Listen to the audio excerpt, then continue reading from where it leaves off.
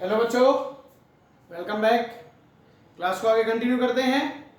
Last lecture में मैंने आपको यूनिवर्सल सेट बताया था और क्या बताया था, यूनिवर्सल सेट के अलावा हमने पढ़ा था पावर सेट। क्लियर। अब हम पढ़ते हैं इंटरवल, अंतराल। ठीक है, इंटरवल। अंतराल जो होगा, वास्तविक संख्याओं का जो अंतराल होता है समुच्चय के रूप में, वो 3 प्रकार का होता है। अंतराल हम जो पढ़ेंगे वो पढ़ेंगे हम 3 प्रकार का। तो आपको बता रहा था मैं, अंतराल 3 प्रकार का। एक होता है संवृत अंतराल, समझ लो बस, ठीक है, लिखना नहीं है इतना। एक होता है विवृत अंतराल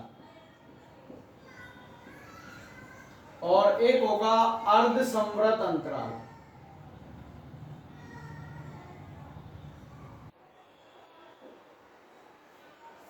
संवृत अंतराल, विवृत अंतराल और अर्ध संवृत अंतराल। क्लियर। संवृत अंतराल क्या होता है? जैसे हम मान लेते हैं कि वास्तविक संख्याओं में हमने मान लिया, माना आर कोई वास्तविक संख्याओं का समुच्चय है। माना आर क्या है?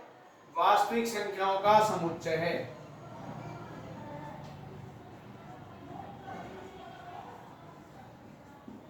तथा ए व बी आर के अवयव हैं।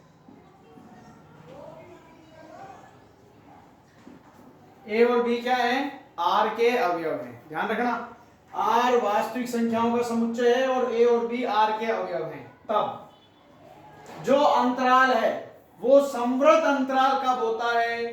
जब ए और बी दोनों उसमें शामिल हो, यानी जो ए शामिल होता है संवृत अंतराल में, बी भी शामिल होता है और उनके बीच के मान भी उसमें शामिल होते हैं, वो कहलाता है संवृत अंतराल।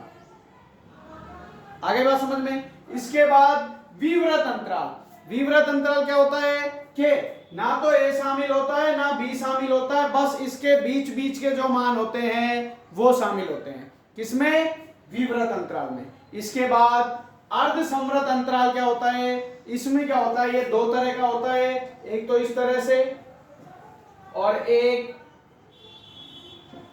इस तरह से। इसमें क्या होता है कि ए तो शामिल है बट बी शामिल नहीं है, और इसमें क्या है? ए शामिल नहीं है, बी शामिल है। तो कहने का मतलब आपको शॉर्ट में क्या समझना है? जिसके साथ बड़ा ब्रैकेट है वो अवयव शामिल होता है और जिसके साथ बड़ा ब्रैकेट नहीं होता है वो अवयव शामिल नहीं होता है। ये अंतराल रूप में। इनको हम अगर समुच्चय निर्माण रूप में लिखना चाहें, यानी समुच्चय के रूप में लिखना चाहें, तो भी हम लिख सकते हैं। इसको हम लिखते हैं x का मान a के बराबर या उससे बड़ा, b के बराबर या उससे छोटा। a भी शामिल है, b भी शामिल है। इसमें ना a शामिल है ना b शामिल है, तो x का मान a से बड़ा और b से छोटा। इसमें a शामिल है बट b शामिल नहीं है, तो x का मान बड़ा या बराबर है a के और छोटा है किससे? b से। और इसमें a शामिल नहीं है तो a लेस देन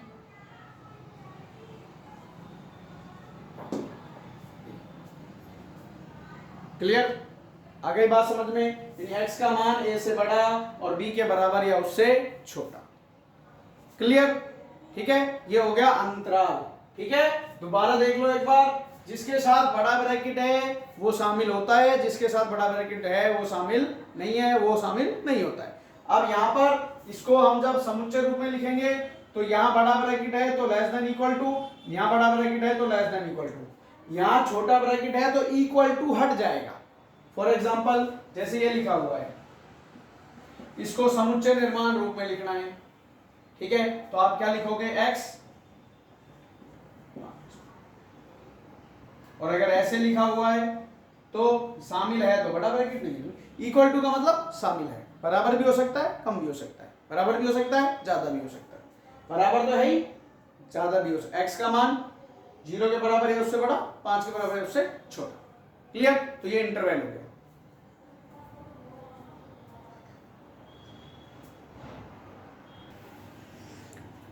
नेक्स्ट एक और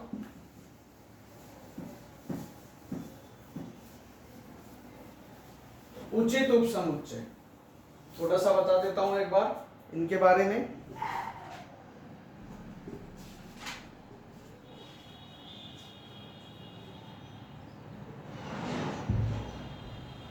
उचित उपसमुच्चय क्या होता है, सिर्फ समझ लेना।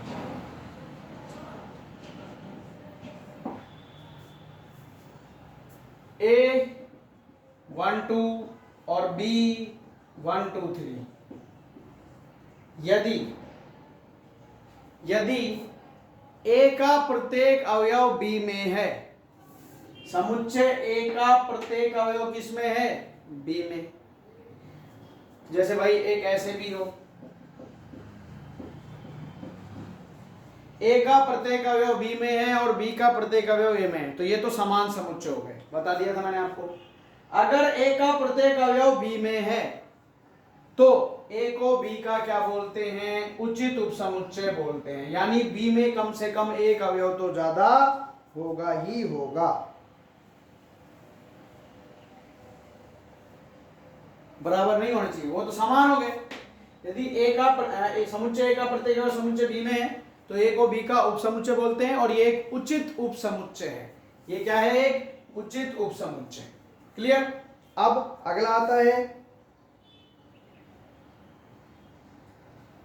अधिसमुच्चय।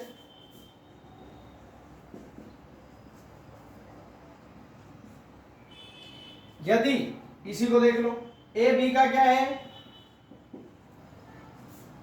ए इज सबसेट ऑफ बी, इसलिए ए को बी का उचित उपसमुच्चय कहते हैं, और बी को ए का अधिसमुच्चय कहते हैं। क्या कहते हैं? अधिसमुच्चय। इसको उचित समुच्चय। समझ गए?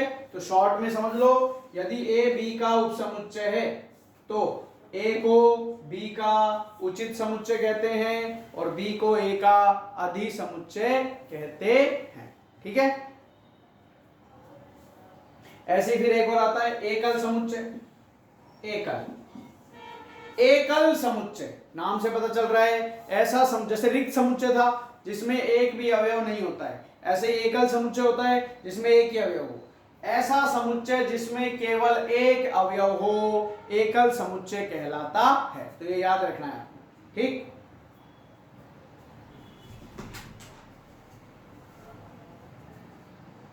तो ये हो गए। ठीक है, आज के लिए इतना ही। Thank you.